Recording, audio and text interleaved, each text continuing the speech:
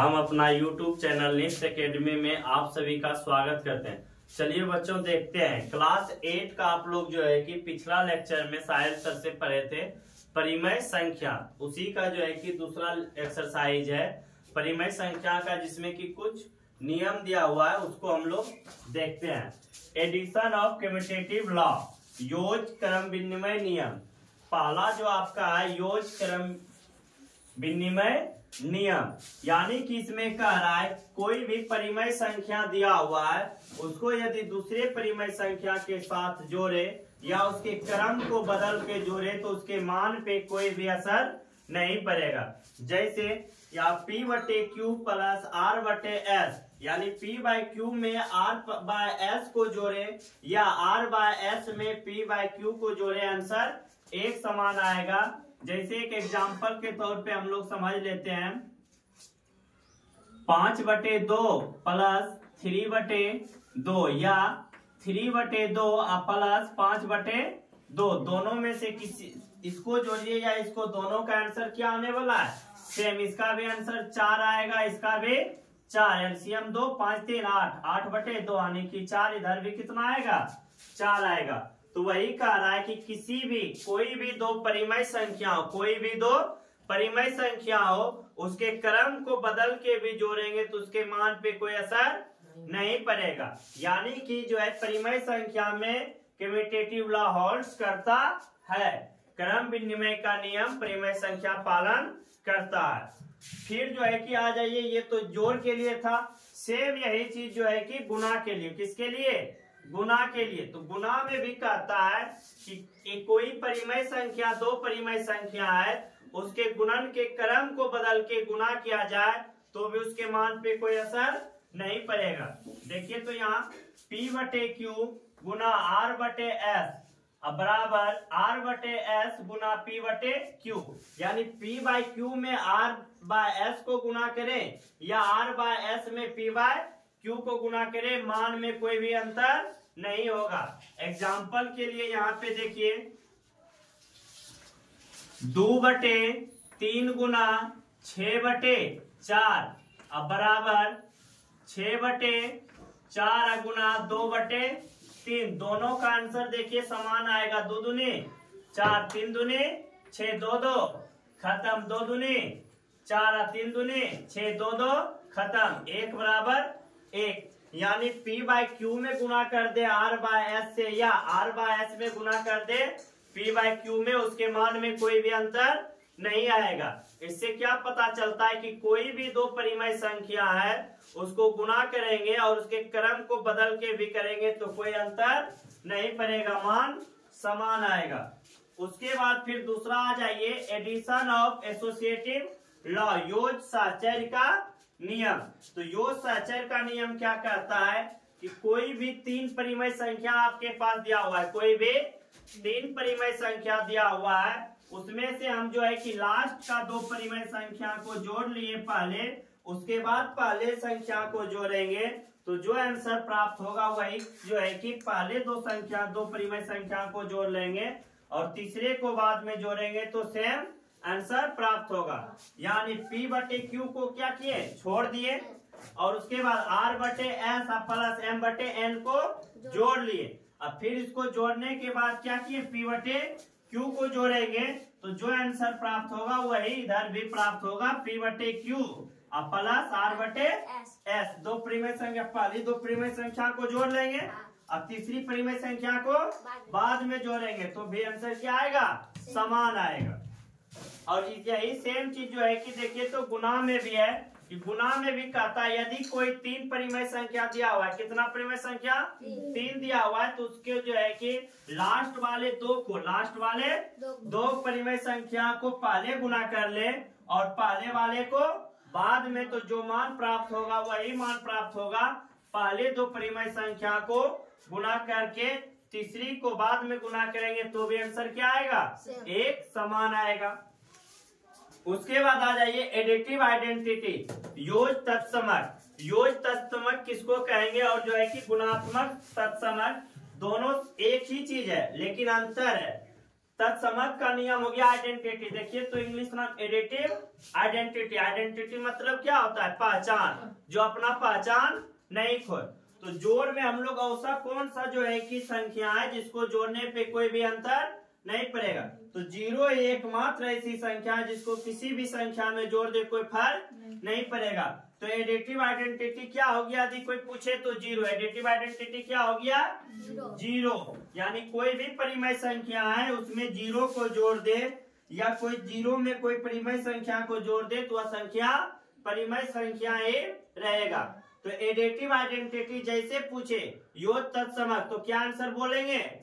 0। और गुणात्मक तत्समक जैसे बोलेगा तो उसका आंसर क्या बोलेंगे?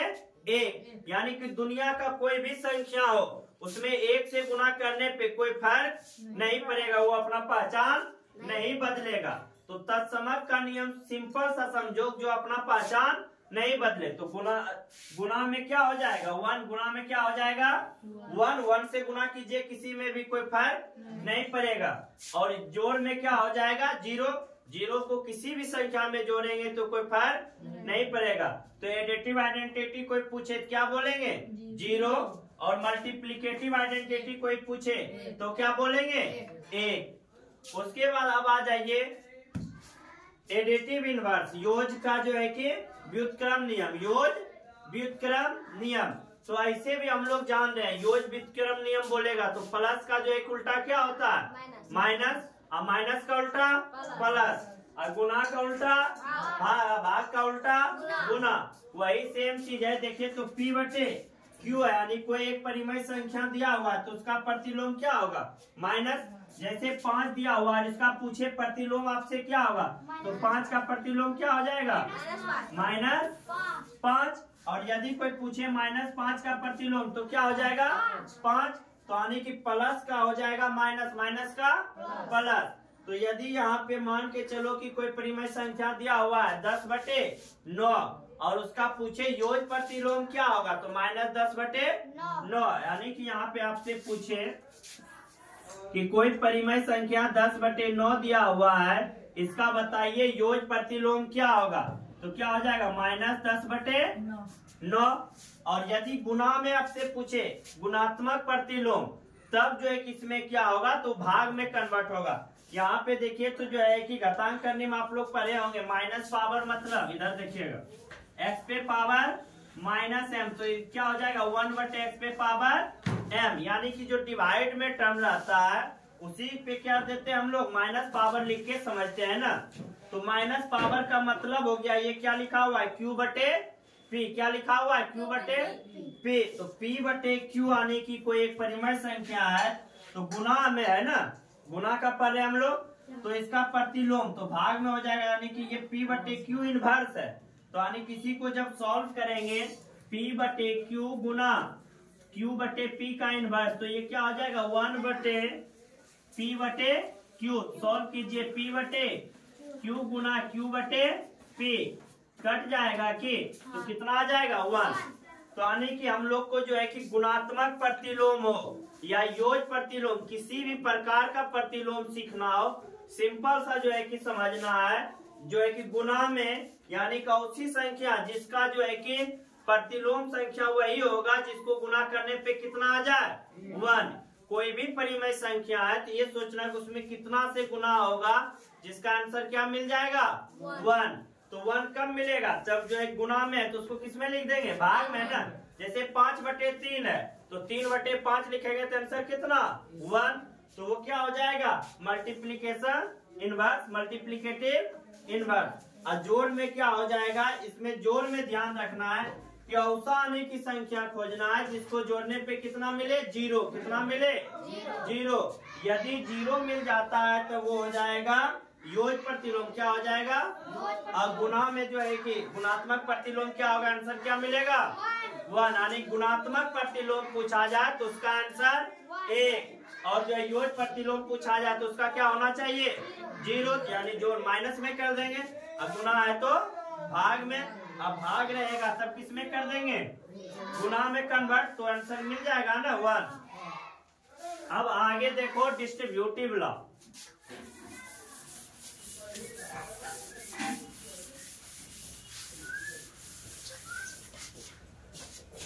तो लिखो वितरण नियम,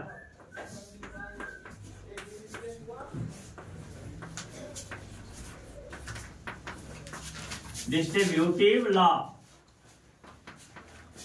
हिंदी हो गया इसका वितरण नियम।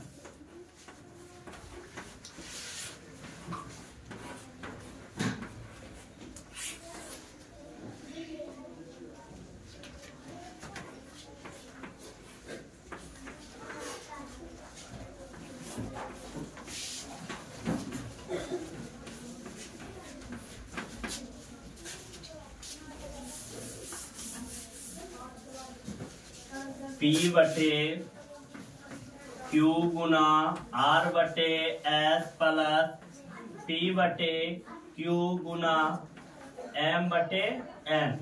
इस चीज को आप लोग पहले से जाने। वितरण नियम क्या कहता है, यदि कोई संख्या दिया हुआ है और दो संख्या का जोड़ से गुना करना है तो पहली संख्या को एक बार किससे गुना करेंगे, दूसरी संख्या से, और फिर पहली संख्या को किससे, तीसरी संख्या से। वही चीज देखिए यहाँ पे क्या है, P बटे Q और गुना कितना R बटे S, फिर क्या है यहाँ पे प्लस, तो हम लोग क्या दे दिए प्लस, उसके बाद फिर से P बटे Q और गुना कितना M बटे N। तो यानी कि ये सब चीज तो हम लोग पहले से भी जान रहे थे गुना करने के लिए कि कोई तीन परिमेय संख्या दिया हुआ है और जो है कि लास्ट आने दो परिमेय संख्या पर दूसरी परिमेय संख्या और दूसरी और तीसरी का जोड़ दे दिया है और पहले से गुना करने का रहा है, तो एक तो जो है कि प्रोसेस क्या हो गया, इसको डायरेक्ट जोड़ देंगे ना, बनाने के लिए सिर्फ कहेगा तो। लेकिन यदि वितरण नियम से बनाने के लिए कहा जाए तब क्या करना है, पहली संख्या गुना दूसरी संख्या, फिर प्लस है तो प्लस, माइनस रहता तो माइनस, और फिर पहली संख्या गुना तीसरी संख्या, पहली संख्या गुना तीसरी संख्या। जैसे एक एग्जांपल ले लो, 5 बटे 2 गुना 4 बटे 5 प्लस A बटे 5।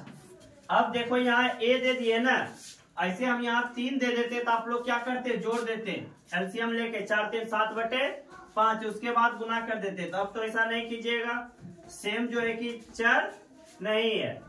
अब यहाँ पे क्या होगा, 5 बटे 2 को किसके साथ गुना करेंगे, 5 बटे 2 को दूसरी संख्या ना 4 बटे 5 के साथ, और फिर प्लस है तो प्लस, अब फिर से पहली संख्या यानी 5 बटे 2 को किसके साथ गुना करेंगे, A बटे 5 के साथ। कोई दिक्कत? चलिए आज के वीडियो में इतना है। अब जो है कि नेक्स्ट क्लास में फिर इससे रिलेटेड हम लोग क्वेश्चन पढ़ेंगे। धन्यवाद।